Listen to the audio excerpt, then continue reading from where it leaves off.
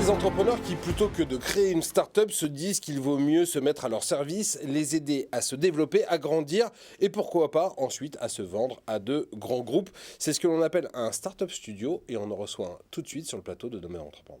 Et je suis avec Nicolas Bertrand, bonjour. Bonjour Jérôme. Vous êtes le directeur général de Charrette.club. Exactement. Peut-être d'abord un mot sur ce nom. Charrette, c'est un terme pour dire qu'on est à la bourre, qu'on est en retard dans le langage des agences de com.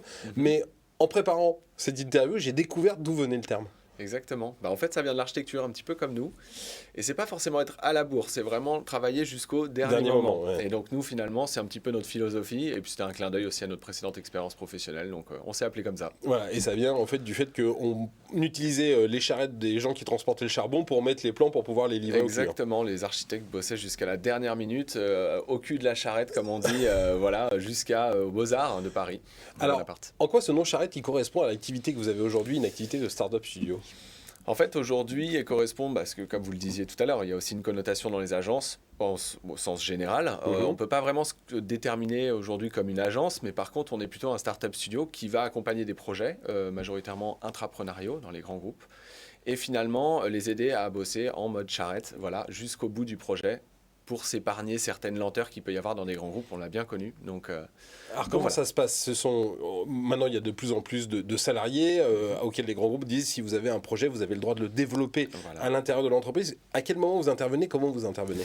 En fait, il va y avoir plusieurs phases et nous on le voit, on travaille aujourd'hui avec EDF, avec Artelia, avec Kiloutou, avec plein de groupes.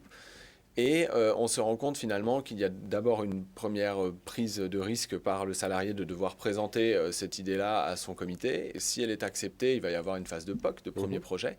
Et nous, on va intervenir à partir de ce moment-là. C'est-à-dire qu'on va l'aider à faire un prototype. Et ce prototype-là, s'il est accepté par le COMEX, il va se développer. Et donc, il y a soit le choix de le faire en interne, soit le choix de l'exporter sur une agence qui va pouvoir les accompagner. Et nous, c'est un petit peu ce qu'on propose, c'est-à-dire de s'épargner ces lenteurs administratives, ces lenteurs informatiques, technologiques qu'il peut y avoir dans les groupes, et finalement d'apporter une équipe clé en main pendant plusieurs mois ou plusieurs années à un groupe pour aider cet entrepreneur à développer son projet. Elle est composée de qui ? De quelles compétences, cette équipe ? Aujourd'hui, on a une quinzaine, on a des développeurs, on a des UX designers, des product owners, on va avoir des data scientists, tous les mots anglais un peu à la mode qu'on vend bien.